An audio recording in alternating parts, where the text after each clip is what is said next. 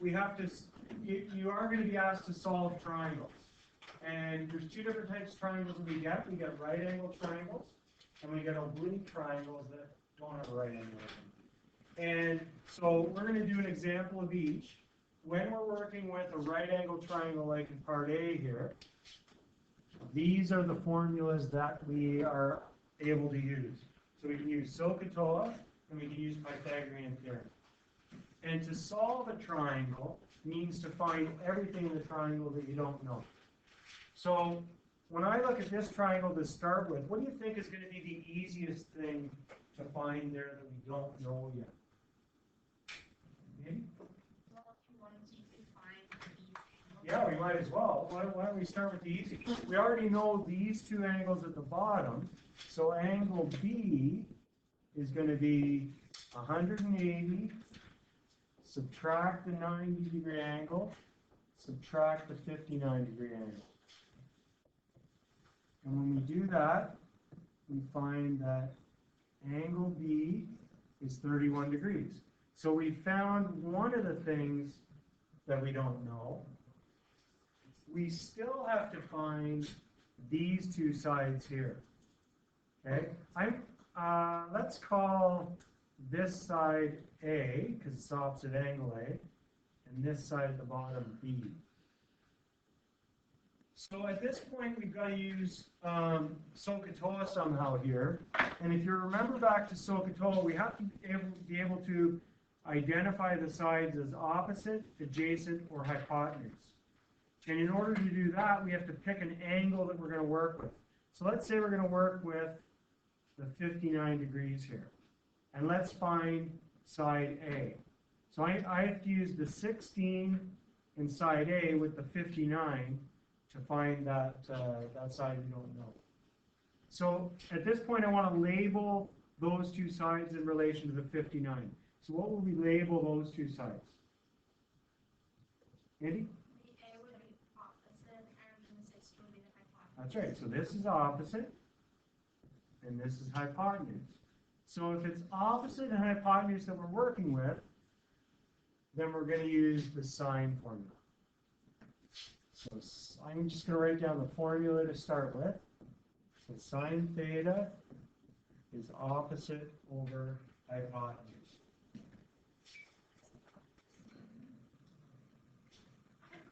Were we given our formula sheets to say?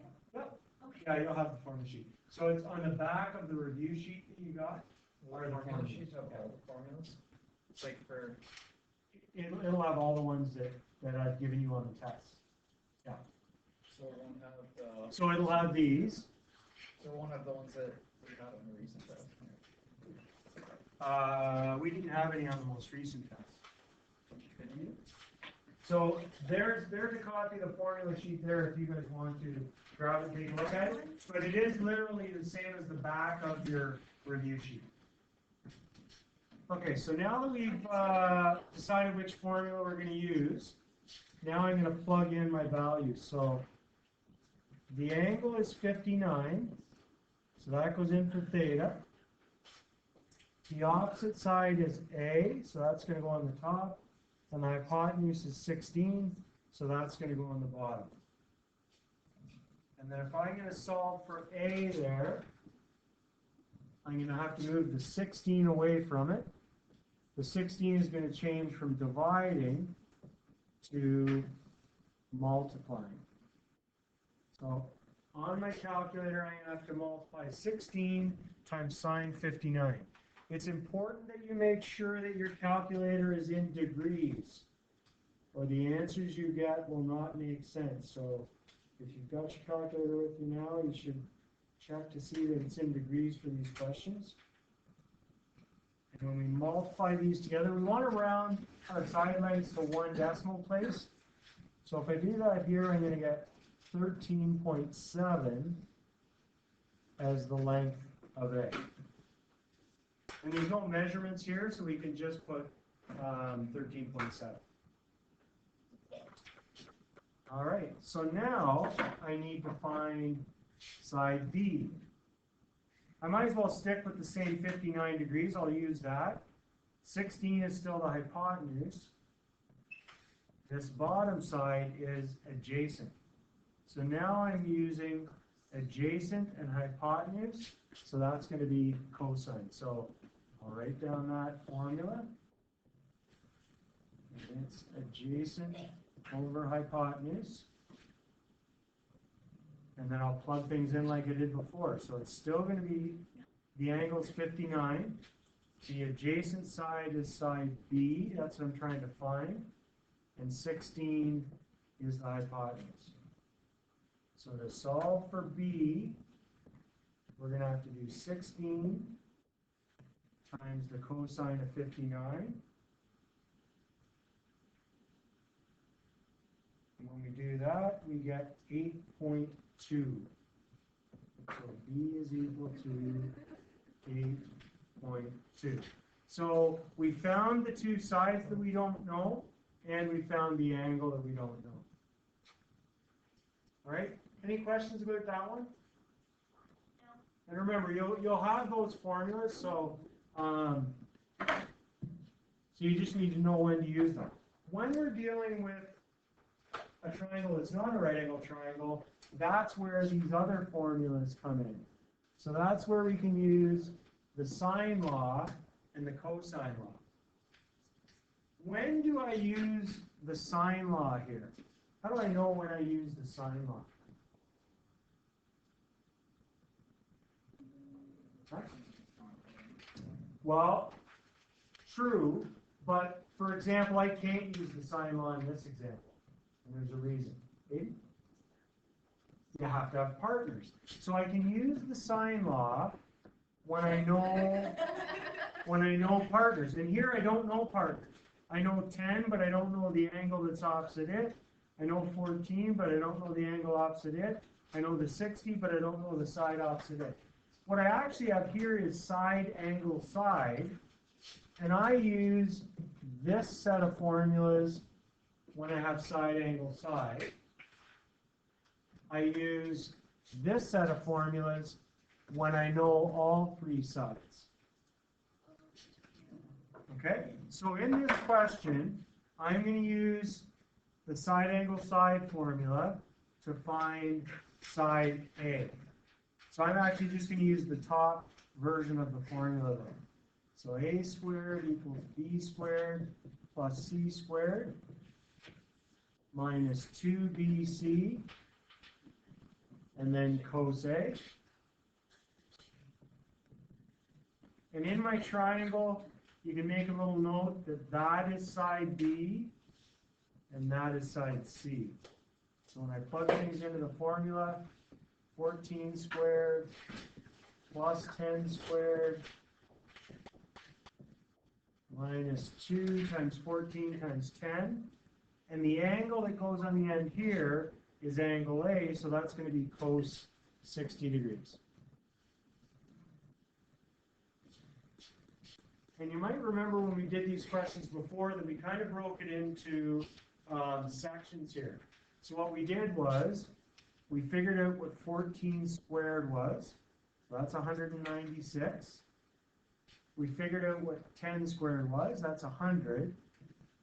And then we punched all of this in at the same time in the calculator. And when you do 2 times 14 times 10, and then multiply that by cos 60, you end up with 140. So once we've done that, our last step is we need to take the square root of the answer that we get on the right-hand side. So when we subtract the 140 from the 196 and 100, we get 156. And when we take the square root of 156, we get 12.5. Okay, we rounded that to one decimal place, so we've got 12.5.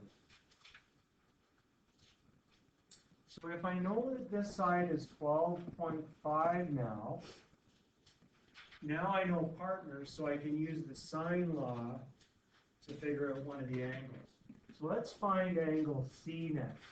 So I need to use the A part of the sine law because I know those partners, and I need to use the C part because that's what I'm trying to find. So if I write that formula, it's going to be sine A over A, and then sine C over C. And hopefully you remember this one. We end up being able to plug in three things here. So angle A is 60. So I'll do sine of 60 degrees. I just found the value for side A was 12.5. 12.5 goes there. Angle C I don't know. That's what I'm trying to find. But side C was the bottom side in that triangle, which was 10. So now I'm going to write down the thing that I don't know. I don't know sine C. And remember with the other three things, we cross multiply. So we multiply those two, and then we divide by the other guy. So it's going to look like this. 10 times sine 60 divided by 12.5. And when we do that calculation, 10 times sine 60 and divided by 12.5, we get 0.69282.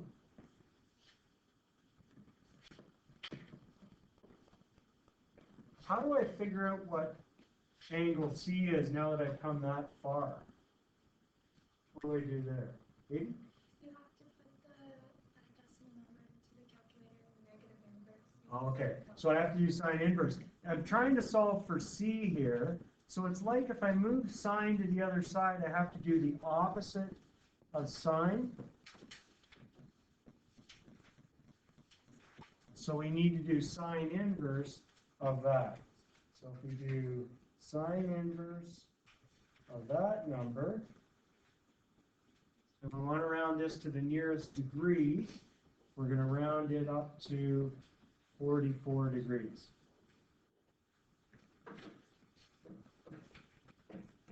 Okay, so that gives us 44 degrees here.